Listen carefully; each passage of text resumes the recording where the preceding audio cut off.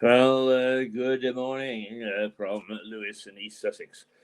The county town of the county, the county town of the county, Lewes, very historic and the home of democracy. And I say that advisedly because even the most revisionist of historians would accept that. And also the home of rebellion through Tom Paine, who turned the world on its ear in the late 1700s and took away one of our colonies, which is now the United States of America. All right, that's the town. And it's funny, but somebody wrote a little article in one of the social media things the other day about the hanging town. And I remember my first introduction to Lewes was when I cycled from my then home in Sutton Coldfield in the Midlands to Eastbourne with a school friend whose grandparents lived in Eastbourne, and we were going to spend the summer with them. And a wonderful summer it was too. It was a very, very hot summer. But as we started to approach Lewes, he looked at me darkly and said, "Ah, the hanging town." It does have a bit of a reputation, mainly because it's got a crown court, but it also they did hang people at the prison uh, publicly right up until the mid 1800s, and indeed they did not discriminate between men and women.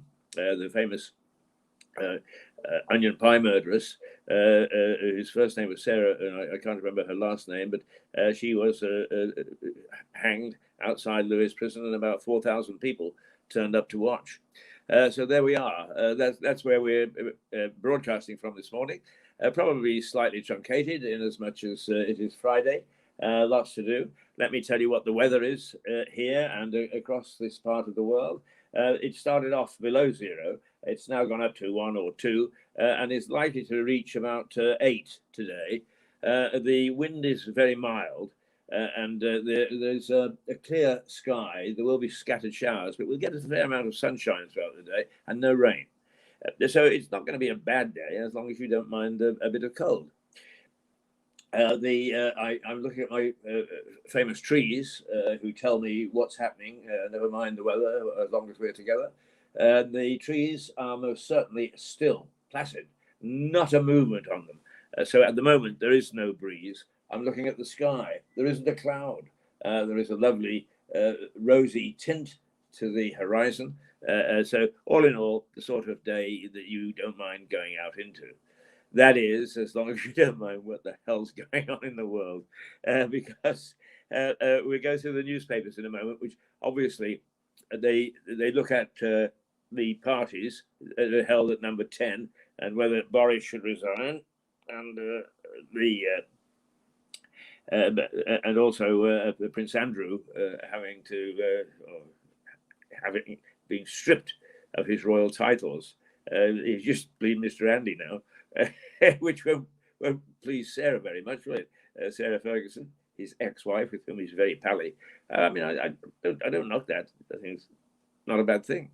But anyway, let's also take a look at a couple of other things. First of all, the news has come through that Djokovic has the tennis player has had everything reversed, and he's now being kicked out of Australia. Will that be reversed again before the Australian Open starts? I have no idea.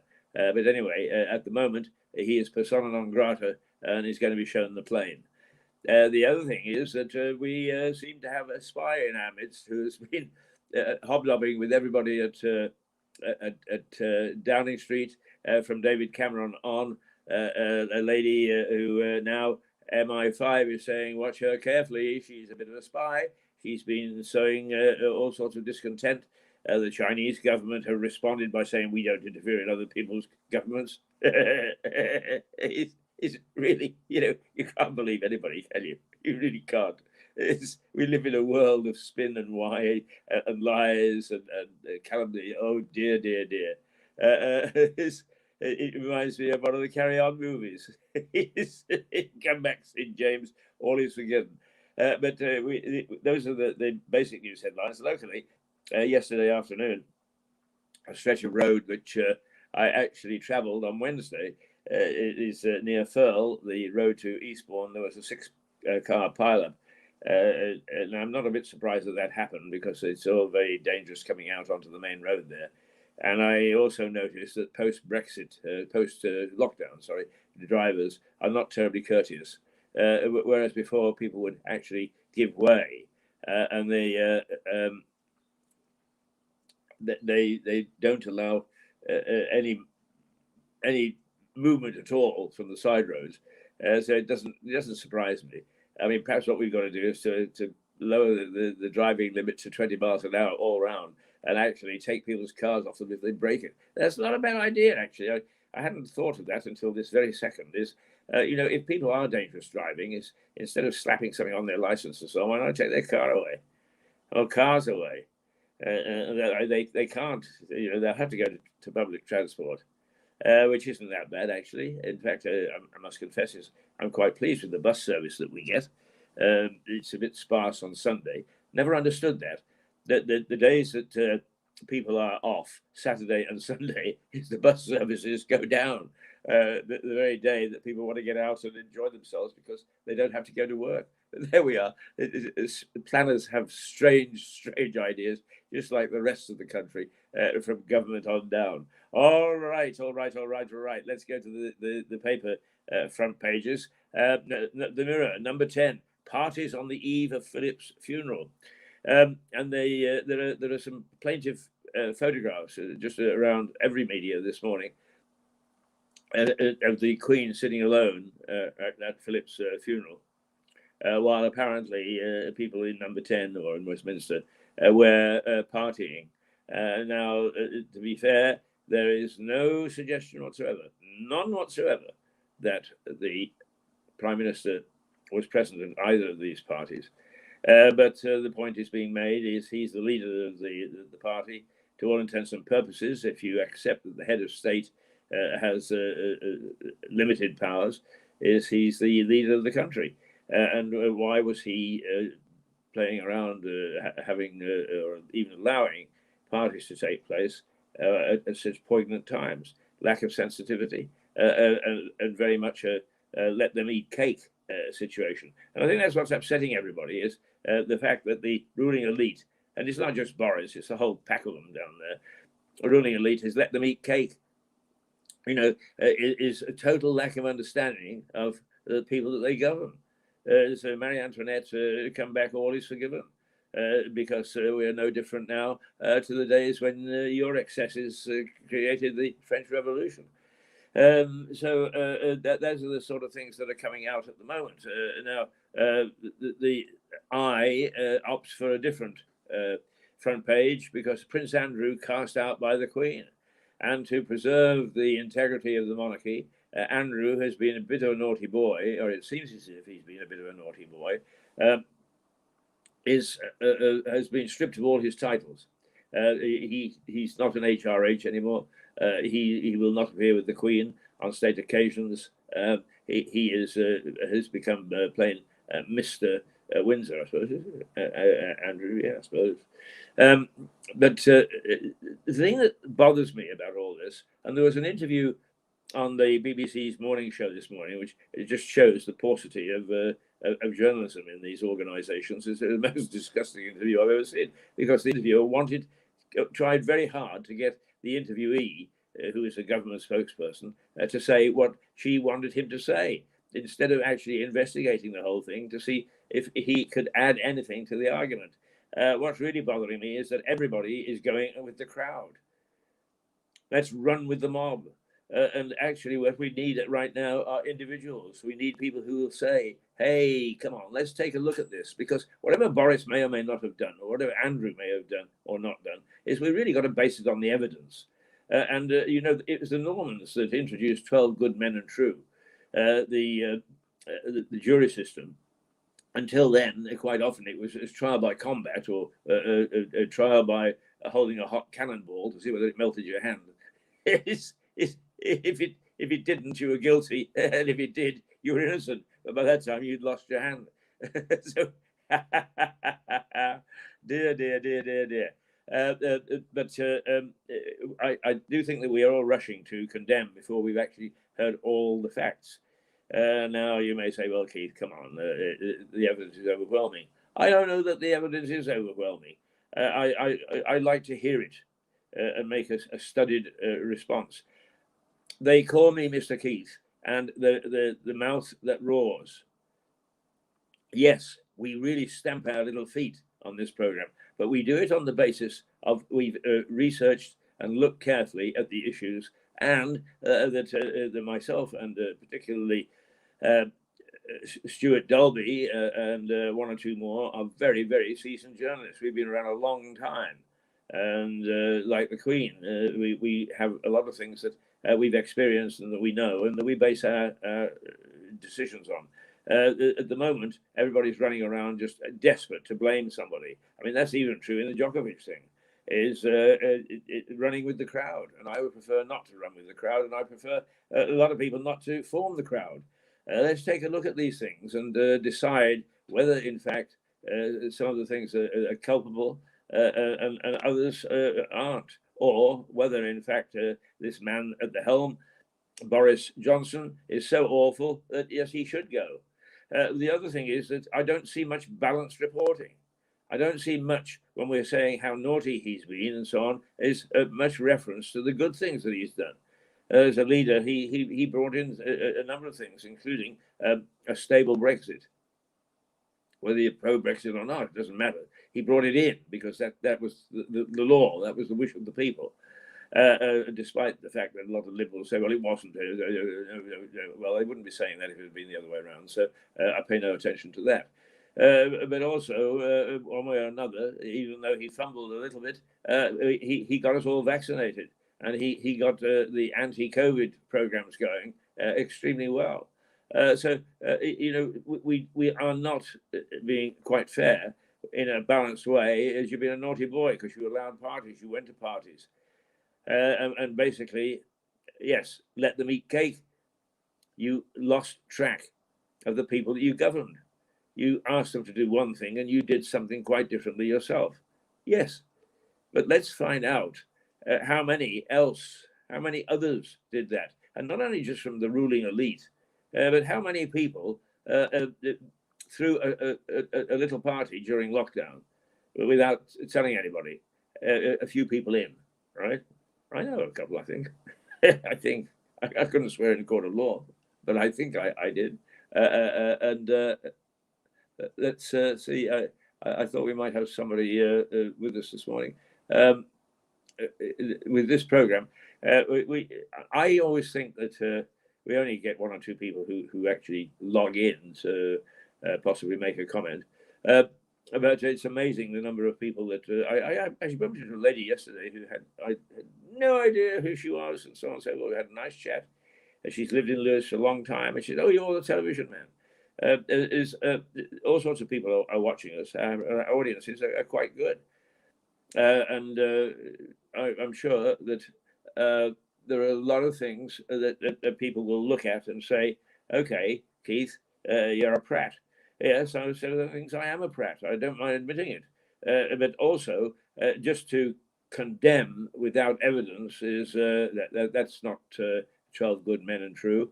That's not a rule of law. That's not the way that we tend to do things in this country. After the Normans, God bless them, 1,000 or more years ago, brought in a form of justice that we have maintained broadly to this day. And let's go back to democracy too, because 1264, the Battle of Lewis between the barons and King Henry III, and it started a parliament in Westminster. And Tom Paine, who said, look, the rights of man, it is not good enough that the elite can do this, that, and the other, and that the rest of us get trampled on and have no rights whatsoever. And for that matter, if you like, the martyrs who, for the cause of religion, were marched to the stake and burned in tar barrels in that was in Queen Mary's reign. So that was in the 1500s also. So lots of things have happened in Lewis, key moments in history. So I think that of all places, we should be saying, listen, rule of law, jury system, let's take a look at what's going on. I would love to have 650 MPs all sign an affidavit that they did not party during lockdown, right? Because they're the people that are at the moment leading the crucifixion of Boris. Now, it may be that it's perfectly legitimate, but I hate casting the first stone.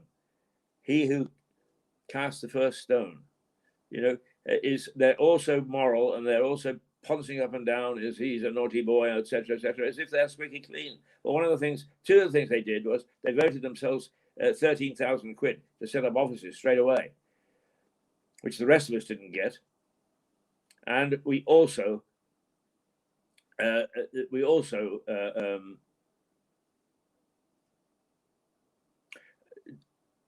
didn't. They also managed to revoke all the rules that were brought in after the scandal of expenses. They're back to exactly where they were before. We forget that, don't we? And if a system is open to abuse, it'll be abused. Those are the people who are at the moment calling the kettle. Right. Let's go on to the newspapers again. The Daily Star. The narcissists formerly known as Prince. The Queen strips the son of HRH title and he'll face sex claims as plain old Andy. Now, I have some worries, having lived in Canada and having viewed carefully the system of governance in the United States, is one of the things that bothers me is that prosecutors there are political. They are voted in. So what they do is they try to be as sensational as they possibly can. And this one is just made for some prosecutor, a lucky prosecutor, to make his name in prosecuting Andrew for sex offences. I don't like that system. I like somebody who's independent and is doing it because of justice, not because of the next election. Even in my time living in Canada, in Vancouver, it was always said is don't get nicked even for a driving offence south of the border, because the sort of justice that you experience up here isn't the justice down there. Is caught by speeding and given an on-the-spot fine, you can't pay it. Right, well, you send a message to somebody to bring the money down and stay in the local nick. I don't know whether is that. I don't know whether that still persists, but nonetheless, it's a form of justice that I treat with suspicion. The other thing is that this happened many, many years ago, and the moral turpitude, if that's the word, of the time is different to what it was now, and the wokes and the pullers down of statues and so on and so forth refuse to put it into context. And I think that hopefully that whatever Andrew did is put into context. Because I think that there are an awful lot of people that might find themselves in front of the beak if we actually applied the law today to what they did 20 or 30 years ago. And we tend to do that. We've done it with the soldiers who served in Northern Ireland. And if you want to know about the soldiers in Northern Ireland, I was there. I was in Northern Ireland for 15 years during the Troubles, viewing it firsthand. Yeah. Were you? Before you actually make a decision. Come on we go. The Independent. Andrew loses military titles and patronage, but the Chinese agent with links to power, and the lady who hobnobbed with prime ministers and princes for China, now unveiled, or at least warned by MI5, that she's a naughty lady and a bit of a spy, and the Chinese have come out and said rubbish nonsense. Well, they would, wouldn't they? But anyway, here we go with another spy case. They're very good, these damn spies. Nobody knows until the last minute that they're there. I know because I was married to one, and actually, God bless her, Valerie Theresa Hayes. It would be your birthday today. I guess you would be 81. God bless you. And you're missed by your family and by a good many friends.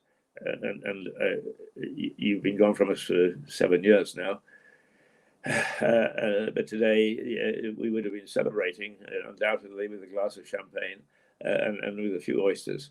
And as it is, we are celebrating by ranting and raving against Boris Johnson. The Daily Mail, driven out. Haunted look of the Duke as he arrives at crisis summit with the Queen. And I think she's absolutely right. It doesn't matter what you think about royalty. I often say that. She is the head of state of a very, very good and solid system, constitutional monarchy. And it is said that she is doing this to protect the monarchy and therefore to protect our system of governance. So I fully approve of what she's doing. And Andy, I'm told that you're arrogant, but I know that you popped in and out of my club from time to time for lunch. I was never there when you were, but I know that a lot of people said that you were very charming and very interesting to chat to, and that you always sat on the members' table so that people could chat to you. So there's another side to you as well. The Times, Andrew humiliated as the Queen strips his titles. Well, yeah, it is a humiliation, of course. One day you're a part of the elite, and the next day you've got to take the rough with the smooth. But then again, I'm not sure about the elitism that goes on in Westminster and with the pack, the hungry pack. Woo! Right, let's go chase them. Let's, and everybody like Lemming says, yes, let's jump over the cliff with them. Let's go all together. Let's be considered about all this. Let's be considered about Boris. Let's be considered about the royal family. Let's be considered about Andrew. Yeah, they may be naughty, but let's make sure that we have got the proof and that those people who are the accusers are whiter than white and in a position to accuse. They're not doing it to take the spotlight off themselves, because I suspect that there are a lot of MPs that were playing it dirty during COVID. There aren't many MPs in this world that I've actually met and liked. In fact, one of the very few. Let me say now, let me be quite public about it, is Norman Baker, our past MP, and I have had differences, but we go and have drinks together and we enjoy one another. I think we respect one another. He was a good constituency MP. Controversial? Yeah, he was. Some people like him, some people don't. But he was a good, clean politician. The other one that I knew was a lady called Grace McCarthy, who was the Deputy Prime Minister of British Columbia. And she was quite selfless in looking after her electorate. She never took a bribe of any kind. And she was very particularly kind to visiting people from the United Kingdom. Daily Express, the Queen casts Andrew adrift for the sake of the monarchy. Right? The Guardian, the Queen strips Andrew of military and royal titles and royal roles. The Telegraph, Queen freezes out Andrew. The Sun, thrown out. Good for the Sun. It's back to getting some of its headlines again as leader writers. THRONE, thrown out. Yeah, well done. The Financial Times, Russia threat to Ukraine persists after talks with West hit dead end. Now, we've taken our eye off this particular ball, but Putin continues to amass troops on the Ukraine border.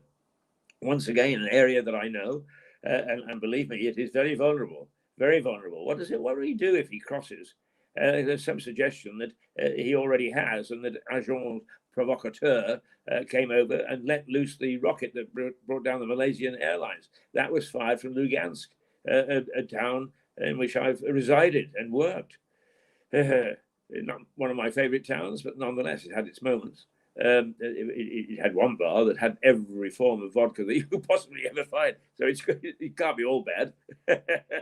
But that east-west tension, it remains, and particularly since now we seem to have uncovered a Chinese spy. I say seem to, because once again, nothing has been totally proved. It's MI5 warning our people, saying, hey, keep an eye on this one, because she's been accepted into all sorts of levels of the society that perhaps is a bit naughty for us.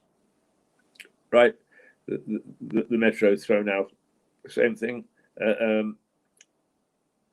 I think that now today is that's the end of the papers. Once again, I say, are we really going to accept at face value absolutely everything? After the newspapers went to bed, in other words, front pages, the revelations about two more parties on the eve of the Duke of Edinburgh's funeral came out. So although Andrew and losing his royal titles is on the front page of most of them, the actual headlines right now are taken up once again with Boris and whether in fact he is fit to lead. So that debate goes on. The Chinese spy, it goes on. And Djokovic also in the last hour or so has been told, get out of this country, we don't want you, you're not going to play tennis here. And that's, if I may say so, it's a ping pong battle. Not lawn tennis, but a ping pong battle. Yes, he can. No, he can't. Yes, he can. No, he can't. Sounds to me like the Australian government is a bit like ours, vacillates over almost everything. And also, there is the question of the stretch of road around Firle, where there is some work going on, but it is patently dangerous. And the 6-car pileup, we don't normally talk about car accidents on this program. They're very local things, but when it's 6 cars on a stretch of road that I would deem dangerous, having come out of it the other day, I think that it is worthy of note. Worthy of note. Let's say Happy New Year, or no, I tell you what, do you or don't you?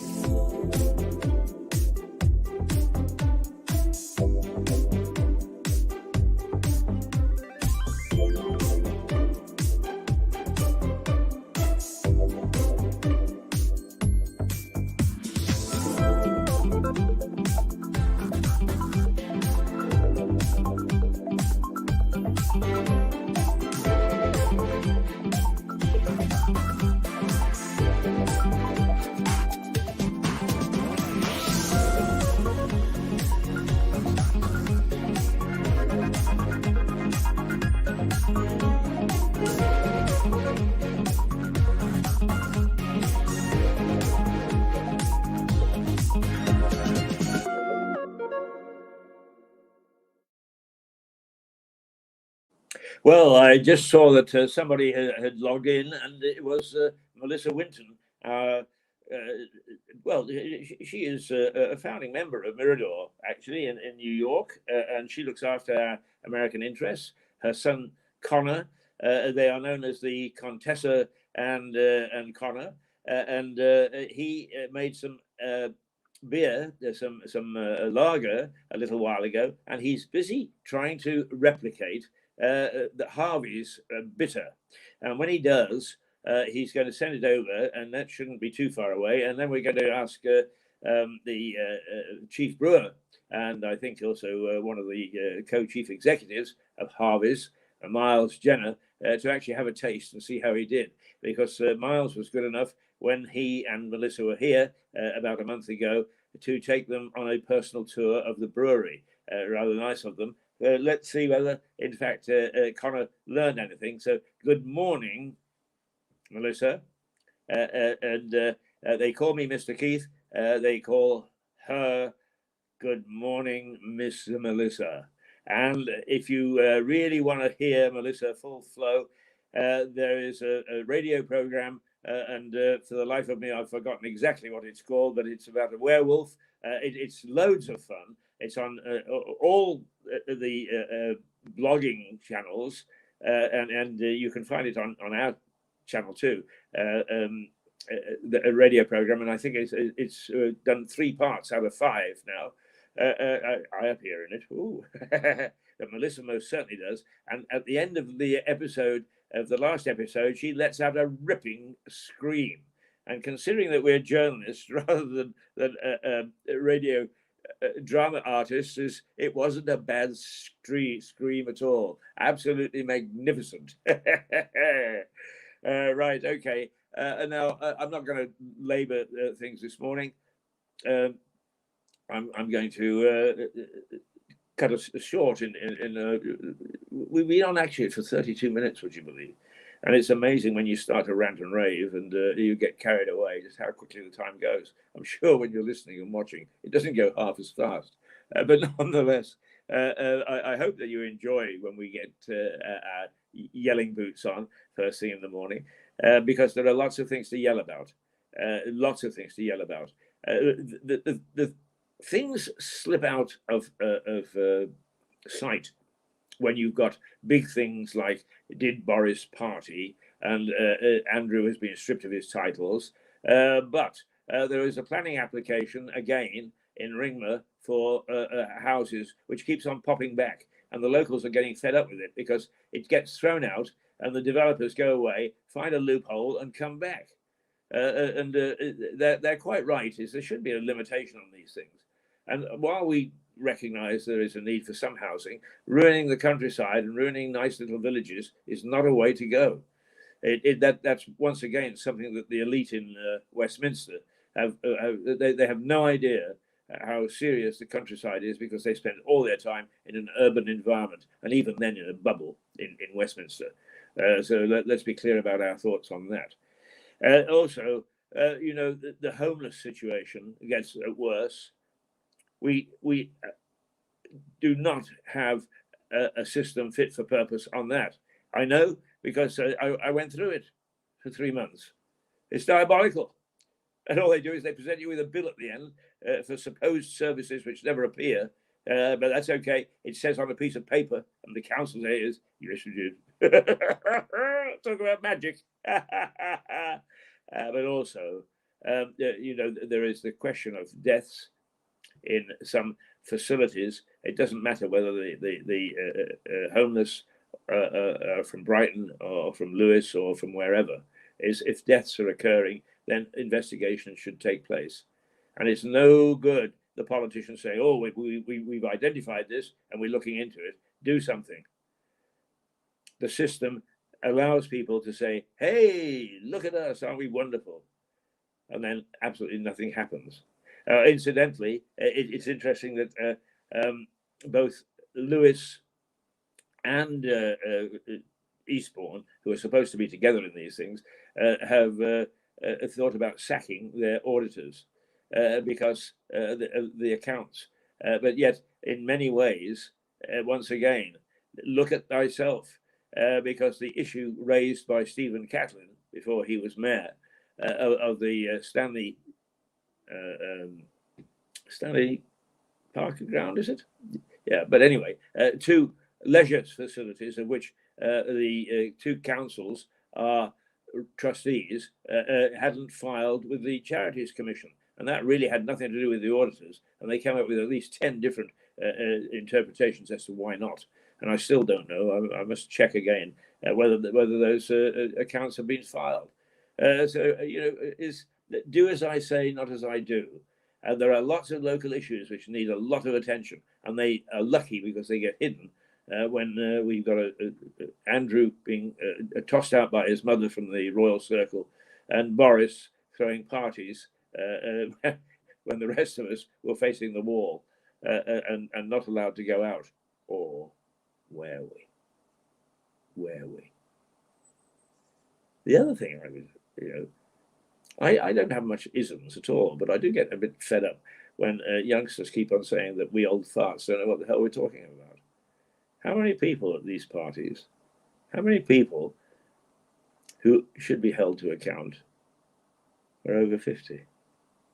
I don't know. I'm just asking. I wonder. Worth thinking about, isn't it?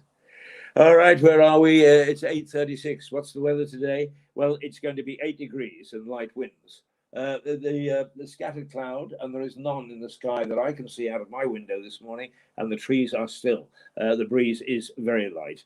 So it's not a bad day, but certainly there will be no rain. We'll have plenty of sunshine, even when the clouds gather. But, I'm looking right across the panoply of the sky, and I can't see them. So not a bad day.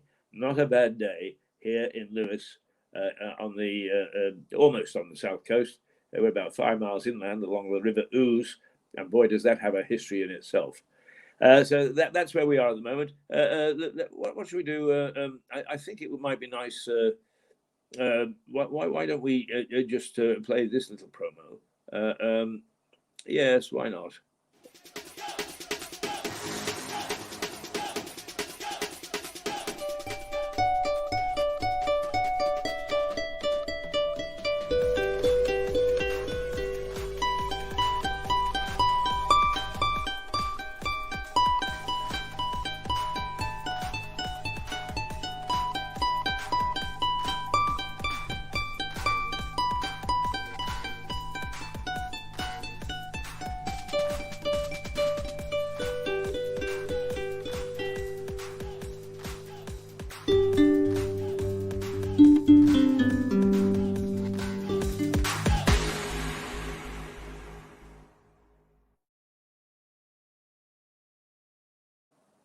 Oh, there you are. There were some shots there from indomitable photographer Susan Harris, who gets out way ahead of the crowd very early in the morning. And she sent in today some photographs she took yesterday of the frost covering various spots of Lewes. And they are lovely photographs. And I put them together in a little package. But unfortunately, doing the things from home, which I am doing this morning, in other words, our remote studio, is I can't quite see how I upload those to be able to look at.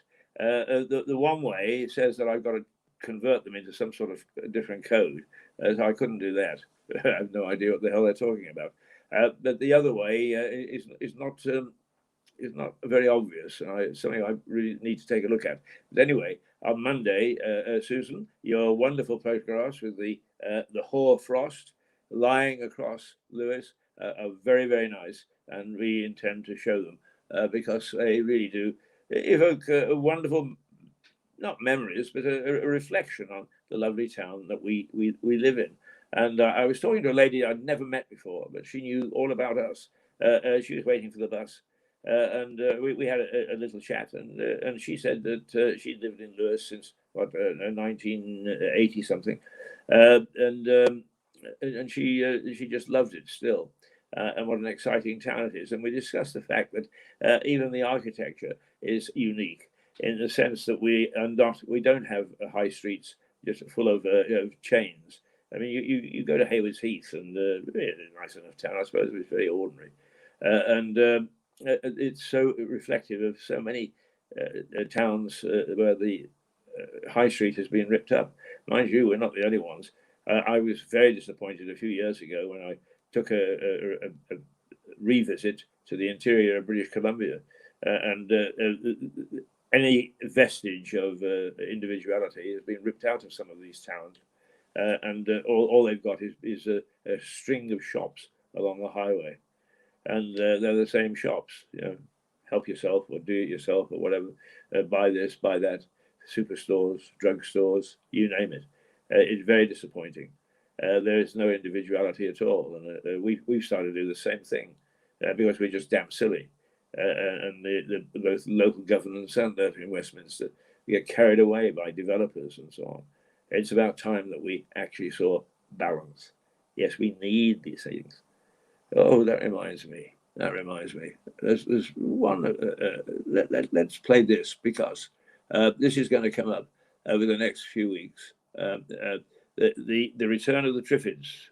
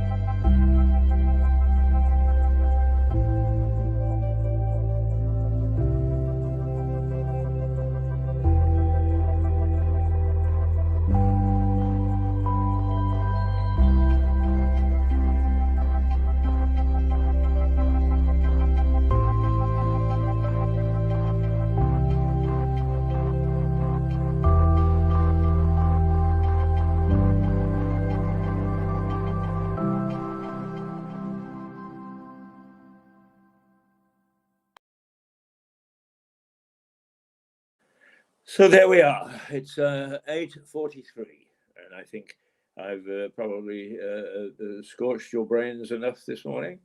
Just a reminder of what's in the headlines, and that is Prince Andrew has been stripped of his royal titles, and there is a spy lady in wandering around Westminster, and of course there is a little reference to Boris and his parties, the number 10 parties on the eve of Philip's funeral, but that mostly broke after most newspapers had gone to bed, so it isn't reflected in the headlines. But Boris is under more fire because while the Queen sat lonely and alone, isolated at Philip's funeral, there was a whoop-de-doo going on in number 10. Now, this wasn't years and years ago. This was just when did the Duke die? About April. This was no more than 6 or 7 months ago. So much more update, and that is hitting the headlines. But also that there is a Chinese spy that's infiltrated. Now, I'll be very careful. An alleged Chinese spy, MI5, has warned the government that this lady is a bit toxic, that she has been working quietly, undermining the government on behalf of the Chinese government, who have denied it, of course. It's certainly not. We don't interfere with other people's governments. No, no, no. All right. And Djokovic has been threatened with deportation again. So that's an on again, off again tennis match. It's 10:45. I know it's 8:45. On Friday, the 14th of January, let us enjoy a weekend ahead. The weather looks as if it's not too bad. In parts of the country, parts of the south, there is a warning about very, very, very heavy mists. Not in Lewis, but in places not too far away. So if you're driving this morning, be careful when you hit these things, because that's where, once you lose sight, accidents happen very, very easily. They happen indeed very easily in fog. So do be careful. Let's just go out with our silly little Three Lions roar, shall we? Until Monday. On behalf of all the team, Stuart Dolby, Sarah Fitch Hayes, Tony Johnson, Liza Page, Fergus Woods, Andrew Sloan, and all the other people that make Mirador what it is a very good morning and a lovely weekend. We'll see you on Monday. Toodles.